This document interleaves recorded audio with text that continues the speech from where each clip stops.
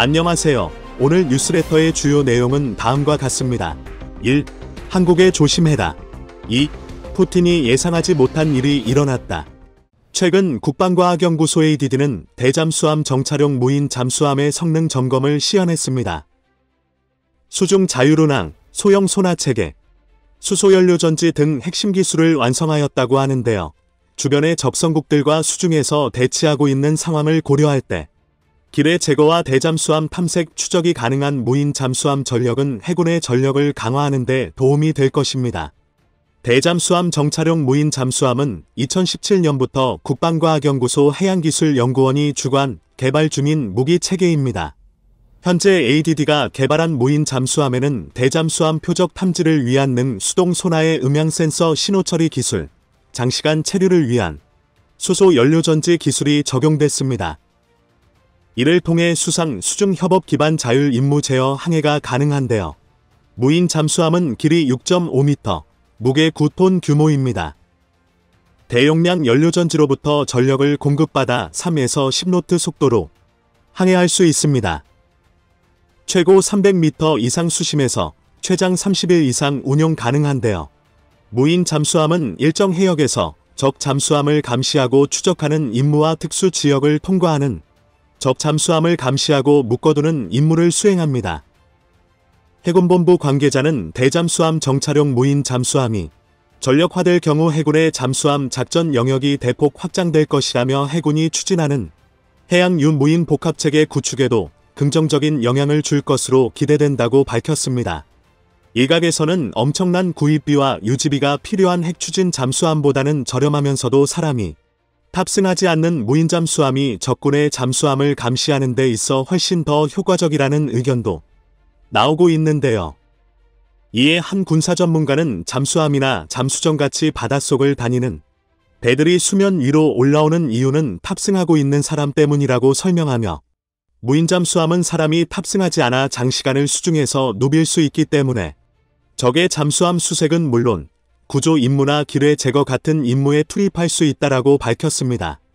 국방과학연구소가 공개한 자료에 따르면 해군 요원들이 사무실에 앉아서 원격으로 수중 경납고에서의 발진은 물론 자막 및 회항과 같은 모든 잠수 업무를 조종하는 것으로 나타났습니다. 현재는 사람이 원격으로 조종해야 하는 수준이지만 인공지능 AI 기능이 탑재되면 자율주행을 하며 스스로 적의 잠수함을 찾아 공격할 수 있다는 것이 업체 측의 설명인데요. 무인 잠수함을 이용한 정보 수집은 잠수함의 은밀성을 이용해 상대국의 유무형 자산에 대한 정보를 수집하여 활용하는 것을 의미합니다. 무인 잠수함을 활용할 경우 상대국에 발각될 확률이 낮기 때문에 가장 효율적인 정보 수집 수단 중에 하나로 활용될 수 있습니다.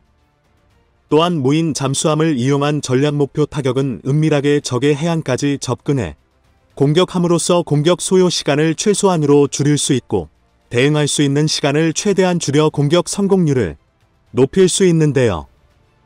또한 제해권이 확보되지 않은 해역에서도 공격 임무 수행이 가능합니다.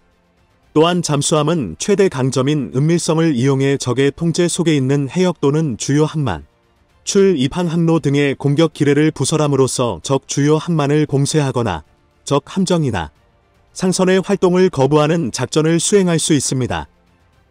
이 작전은 적에게 작전 수행에 대한 심리적 부담과 기뢰 제거를 강요하고 작전 전개 속도를 늦출 수 있는 효과를 달성할 수 있는데요.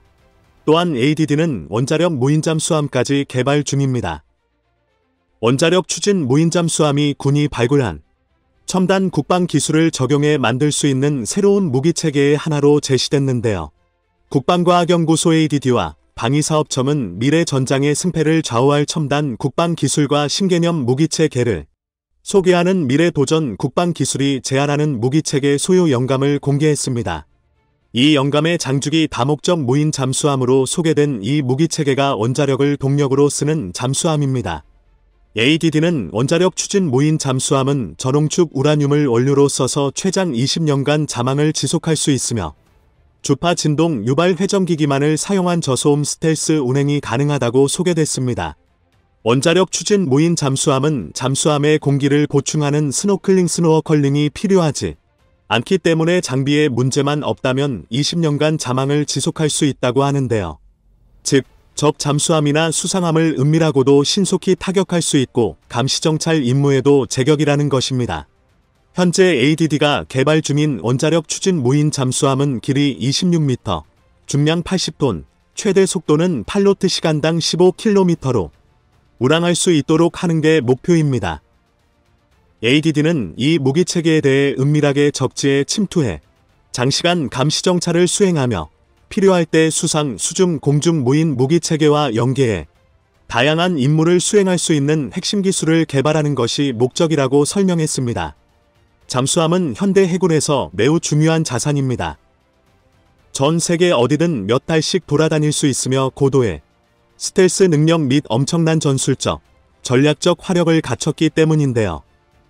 하지만 잠수함 한 척을 건조하고 운영하는 데만 수십억 달러가 들고 필요한 장교와 해군들을 훈련하는 데도 이에 못지않은 비용이 듭니다. 이 같은 단점을 보완하기 위해 무인 잠수함 배치를 계획 중인데요. 초대형 무인 잠수함은 은밀하게 정보를 수집하는 데 적합합니다. 특히 적대적인 목표물을 감지한 후 공격도 할 수 있어 대잠수함전에 중요한 역할을 할 것으로 기대됩니다. 운영비 역시 기존 유인잠수함에 비해 저렴하다는 설명인데요. 이에 한 군사 전문가는 원격 조종 및 자율운항 시스템이 도달 범위와 치사율, 그리고 효율성을 향상하며 인명피해를 줄일 수 있을 것으로 기대하고 있다면서 초대형 무인잠수함과 같은 수중 시스템 기술은 우리 해군이 수중전투에서 우위를 점하는 데 있어 중요한 역할을 할 것이다라고 설명했습니다. 무인 잠수함은 해저 지형지물, 군용 함정과 민간 함정의 구분, 어뢰 탐지, 최적 경로를 지속해서 판단하는 데 AI를 활용합니다. 따라서 유인 잠수함을 비롯한 지상, 해상, 공중 전력의 작전상 연동이 가능하고 인간 승무원을 위한 별도의 탑승 공간과 안전시설을 갖출 필요가 없어 건조와 운용 비용이 매우 저렴한 것인데요. 한편 한 군사 전문가는 ADD가 개발 중인 원자력 추진 무인 잠수함에 초공동 어뢰가 장착될 수 있다고 밝혀 큰 충격을 주고 있습니다. 순항 미사 1급 속도로 물속을 날아 상대편 함정과 잠수함에 피할 시간 자체를 주지 않는 초공동 소퍼캐비테이션 어뢰라는 말도 안 되는 신무기가 있습니다. 현재 ADD가 개발 중인 초공동 어뢰는 물속에서 기포로 작은 막을 만들어 물체를 완전히 덮으면 마찰 저항을 현저히 줄이는 초공동 현상을 이용한 것인데요.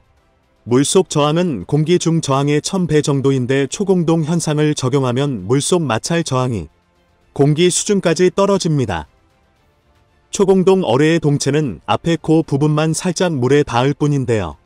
나머지 동체는 진공막 속에 있게 됩니다. 어뢰는 물을 뚫고 전진하는 것이 아니라 공기를 뚫고 가는 셈입니다. 이러니 초공동 어뢰의 속도가 빠를 수밖에 없는데요. 현재 국방과학연구소가 개발하고 있는 초공동 어뢰는 고폭탄 200kg을 탑재하고 시속 800km 속도로 상대편 함정이나 잠수함을 타격할 수 있습니다. 물속에서 순항 미사일 토마호크의 속도로 움직인다는 뜻입니다. 말 그대로 맞은 뒤에야 알 수 있는 어뢰인데요. 한국이 초공동 어뢰를 개발하는 이유는 주변의 군사 강국인 중국과 해군이 강한 일본에 대해 견제할 수 있는 전력으로 잠수함에서 사용할 수 있는 최고의 비대칭 무기로 기대되기 때문입니다. 이격필살의 무기로서 초공동 어뢰는 활용 가치가 매우 높습니다. 한국이 사거리 100km와 시속 800km, 목표물 탐색과 유도를 할 수 있는 파괴력을 높인 차세대 초공동 어뢰를 개발한다면 중1이 보유한 해군 함정의 톤수를 극복할 수 있고 동북아에서 결코 무시할 수 없는 해군 전력 구축에 크게 도움이 될 것으로 보이는데요. 무인 잠수함이 완전한 자율성을 확보하기 위해서는 인공지능과 같은 첨단 기술이 뒷받침되어야 합니다. 무인 잠수함은 수중에서 활동하기 때문에 통신과 연료 확보에 어려움이 있는데요. 무인 해상 운항은 쉬운 일이 아닙니다. 해상의 어둡고 폭풍우 치는 환경에도 불구하고 먼 곳에서 오는 것이 무엇인지 알아야 하는데요. 또 물체를 인식하면 선박은 적절하게 반응하기 위해 상대 선박의 의도를 추론해야 합니다. 해양 환경에 적합한 횡단 해상 루트를 계획하려면 함정은 폭풍우와 암초 등을 피하기 위해 GPS, 일기예보 및 수심 지도의 데이터를 통합해야 합니다. 또한 모션 알고리즘에 대한 응답에는 물리적 측면을 고려하면서 다양한 기계 시스템을 통합하는 것이 포함되는데요. 분명히 무인 잠수함의 개발은 어려운 문제들이 남아있지만 한국은 우수한 잠수함 건조 기술과 AI 기술로 성공적인 개발을 이끌어 갈 것입니다. 우리 해군의 전력을 혁신적으로 변화시킬 수 있는 막강한 비대칭 전력이 될 원자력 무인 잠수함 개발을 응원합니다.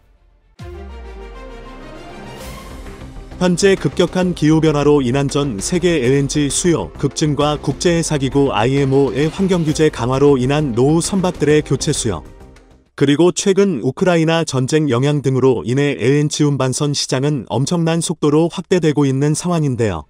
실제로 올해 1에서 7월 전 세계 LNG 운반선 발주량은 역대 최대치를 기록할 정도였죠. 당연하게도 LNG선 건조 분야에서 세계 최고의 기술력을 보유하고 있는 우리나라의 독은 연일 쏟아지는 수주 덕분에 향후 23년치의 일감을 이미 확보해 둔 상태이며 그마저도 세계 각국의 선사들에선 기필코 세계 최고 품질이 한국산 LNG선을 조금이라도 빨리 납품받기 위해 웃돈까지 얹어가며 번호표를 뽑아놓고 기다리는 초유의 상황이 필해지고 있습니다. 실제로 급증한 LNG선 수주에 힘입어 한국이 지난달 중국을 제치고 전 세계 발주 선박의 절반을 따내 3개월 연속 1위 자리를 굳건하게 유지했습니다. 9일 영국의 조선 해운시황 분석기관 클라크슨 리서치에 따르면 한국 조선사들은 올해 들어 7월까지 전 세계 누적 선박 발주량 2368만 CGT 중 1113만 CGT 204척을 수주해냈는데요. 심지어 이는 중국의 초저가 수주와 천문학적인 규모의 정부 지원금을 바탕으로 한 자국 발주에도 불구하고 한국이 무려 47%의 압도적인 점유율을 기록한 것이기에 더욱 의미가 크다고 클라크슨 리서치는 분석했습니다. 실제 7월 말 기준 우리나라 조선사의 수주 잔량은 3,586CGT로 전년 동월 2,850만 CGT 대비 무려 26%나 증가한 것으로 나타났습니다.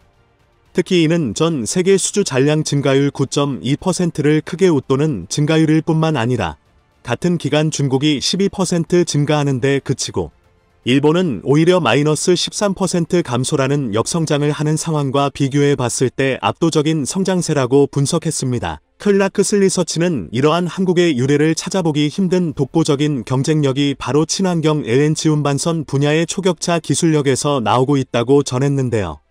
실제로 국내 조선업계는 지난달 기준 전 세계 LNG 운반선 발주 물량의 전체를 싹쓸이해냈으며 친환경 선박 발주 물량 역시도 무려 81%의 압도적인 점유율을 기록했습니다. 여기에서 한 가지 재미있는 사실은 불과 2달 전까지만 해도 중국 관영 매체들에선 심지어 여기에서 쌓은 노하우로 인해 머지않아 중국의 LNG선 건조 기술력이 한국을 능가하게 될 것이라는 얼토당토하는 주장을 하기 시작했다는 것이었습니다.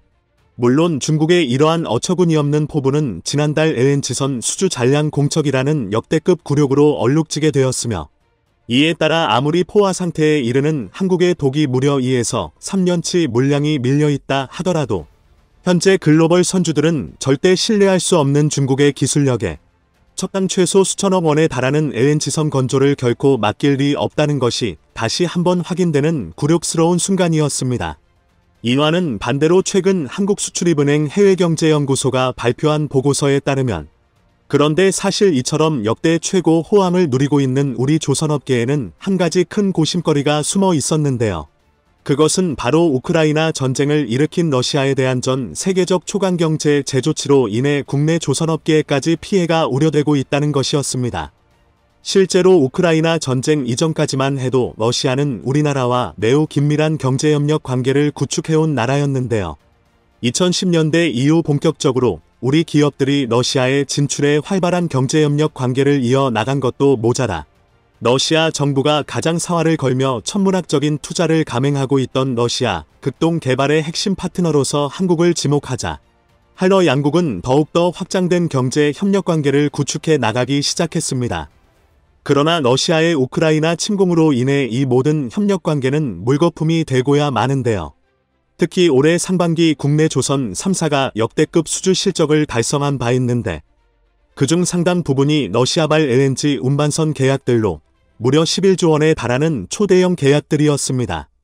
그런데 올해 초 우리나라가 우크라이나를 침공한 러시아에 대해 서방 측의 제재에 동참한다는 입장을 밝히자마자 돌연 러시아는 한국에 맡긴 LNG선 계약을 모두 취소한다는 엄포를 놓는다거나 국제사회 전체의 제재를 받는 러시아 화폐로 결제하지 않는다면 나머지 대금을 지불할 수 없다는 등의 억지 논리를 들며 우리 조선업계의 성장과 수익성 개선의 발목을 잡을 위협으로 급부상하기 시작했습니다. 게다가 더욱 심각한 문제는 러시아가 우리에게 발주한 LNG선은 일반적인 선종이 아니라 쇠빙 LNG선이라는 것이었습니다. 일반 LNG선의 경우 계약이 취소되더라도 현재 이를 웃돈을 얹어서라도 반드시 구매하겠다는 선주들이 줄을 서고 있어 별다른 문제가 되지 않지만 러시아가 발주한 LNG선의 경우 선박이 빙하를 부수고 항해하는 특수한 쇠빙 LNG 운반선으로 건조되어 러시아와의 계약이 취소될 시 아무 다른 지역 선사들에게 재판매하는 것이 쉽지 않은 상황이었습니다. 물론 그 누구보다 이러한 사정을 가장 잘 알고 있었던 러시아 측이 무려 수조 원에 달하는 피해가 예상되는 사업에서 이러한 역대급 갑질을 행사한 것에 대해 우리 조선업계는 엄청난 분노와 섭섭함을 드러낼 수밖에 없었는데요. 실제로 최근 대우조선해양은 러시아가 발주한 LNG 운반선 3척 중 2척에 대해 계약 취소 통보를 해왔다는 씁쓸한 소식을 전했으며 삼성중공업 역시 3척의 LNG선에 대한 대금 지급 여부가 불확실한 상황이라는 소식을 전하기도 했죠. 그나마 다행인 점은 이들 선박이 기존 LNG선에 비해 훨씬 더 고부가가치 선종이었기 때문에 건조에 앞서 60%에 달하는 중도금을 미리 받아놨다는 것과 2020년 이후 러시아에서 수주한 선박들은 아직 생산에 착수하기 이전이기 때문에 당장의 매출에 영향을 미치지는 않을 것으로 예상된다는 것이었는데요.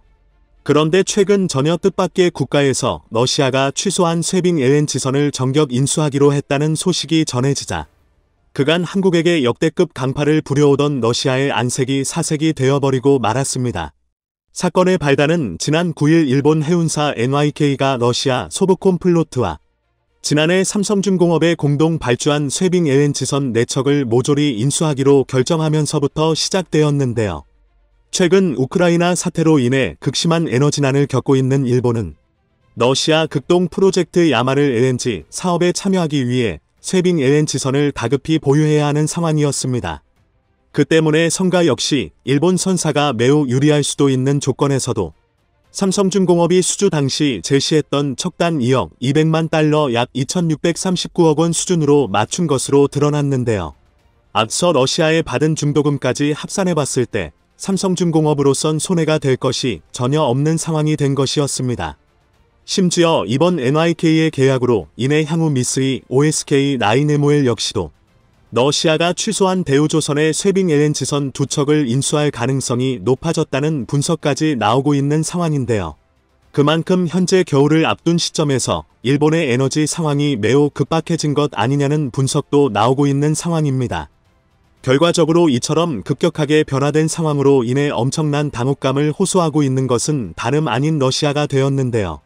모두 아시다시피 러시아의 주요 수입원이자 국가 경쟁력이라고 할 수 있는 것은 막대한 천연가스와 석유입니다. 러시아가 서방 측의 초강경 경제 제재에도 현재 유럽과 일본을 향해 여전히 큰 소리를 칠 수 있는 이유 역시도 모두 천연가스의 존재 때문에 가능한 것이죠. 그러나 반대로 말해 만약 러시아의 천연가스가 고갈된다라면 러시아는 서방 측의 제재에 대응할 수 있는 수단이 전무하다고 할 수 있게 되는데요. 이를 위해 러시아는 과거부터 끊임없이 새로운 천연가스 지대를 탐색해 나가고 있었던 것이었습니다. 그러던 중 러시아는 북극 주변 지역 야말반도 인근과 기단반도 두 곳에서 막대한 양의 새로운 천연가스 지대를 발견하게 되는데요. 그런데 문제는 이 지역의 유난히도 두꺼운 빙하지대가 끝도 없이 펼쳐지고 있어 전 세계에서 오직 한국이 건조해낸 쇠빙 LNG선만이 안전한 운항 능력을 갖추고 있다는 것이었습니다. 결과적으로 향후 러시아의 미래를 결정지을 수 있다고 평가되는 북극 프로젝트를 반드시 성공시키기 위해 한국의 쇠빙선이 필요했던 것이었죠. 그러나 러시아 측의 일방적인 갑질로 인해 이제 양국의 관계는 걷잡을 수 없이 들고 있어 러시아의 향후 미래 먹거리를 확보해야 할 계획에 치명적인 타격이 불가피해진 상황입니다. 심지어 최근 우리나라는 기존 러시아라는 파트너보다 훨씬 더 훌륭한 조건을 갖춘 파트너들의 러브콜이 쇄도하고 있는 상황인데요. 최근 국내 조선 3사를 중심으로 친환경 이산화탄소 운반선이 새로운 먹거리로 떠오르고 있는 상황입니다. 지난 몇 년 사이 지구온난화로 인한 이상기후 급증으로 인해 탄소 중립이 본격적으로 화두가 되면서 최근 국내 조선 3사의 이산화탄소 운반선 관련 문의가 잇따르고 있기 때문입니다. 9일 조선업계에 따르면 유럽 친환경 벤처기업 에코로고는 최근 국내 조선 3사의 CCUS 탄소 포집, 활용, 저장 사업을 위한 이산화탄소 운반선 디자인을 문의했다고 전했습니다. 에코로고는 그리스 선사인 세례 스시핑이 설립한 기업으로 이산화탄소를 포집, 저장하고 활용하는 서비스 플랫폼을 개발 중인데요. 향후 2035년까지 연간 약 5천만 톤의 이산화탄소를 수송하기 위해 총 60척의 이산화탄소 운반선을 발주할 계획을 밝히고 있습니다. 게다가 친환경 이산화탄소 해상 운송 시장을 노리고 있는 것은 에코로그뿐만이 아닌 상황인데요. 글로벌 석유 기업인 토탈에 너지어서 글로벌 가스 기업 에어리퀴드 등도 대규모 액화 이산화탄소 선박을 전격 도입할 계획을 밝히고 있습니다. 현재 전 세계적으로 2050년 탄소 중립을 위해 설정된 이산화탄소 감축 목표는 약 76억 톤입니다. 글로벌 에너지 싱크탱크인 리스타드 에너지에 따르면 2030년까지 CCUS 프로젝트 시장이 550억 달러, 한화로 약 70조 원에 이를 전망이라고 밝혔는데요. 특히 저온과 고압을 복수로 유지해야 하는 액화 이산화탄소 운반선의 특성상 LNG 선박 명가인 한국조선사가 가장 압도적인 우위를 보이리라는 것이 업계의 시각입니다. 또한 국내 조선 3사는 이미 지난해와 올해 이런 상황을 예측하고 액화 이산화탄소 운반선에 대한 기본 설계 인증 AIP를 획득했습니다. 여기에 더해 육지에서 이산화탄소를 대량으로 포집해 고압으로 액화시킨 뒤 운반선이나 파이프라인을 통해 해저에 이산화탄소를 저장하는 선진 플랫폼 기술도 갖추고 있죠. 이처럼 압도적인 초격차 기술력으로 미래 산업의 먹거리를 탄탄하게 준비해 놓은 우리나라와 자신들이 가진 자원만을 믿고 갑질을 일삼다 역대급 당혹감에 물들고 있는 러시아의 상황이 극명하게 대조되고 있습니다. 다만 그간의 러시아와 우리나라의 우호적 관계를 고려해 봤을 때 향후 양국의 관계가 더욱 악화할 상황이 나오지 않기를 바랄 뿐입니다.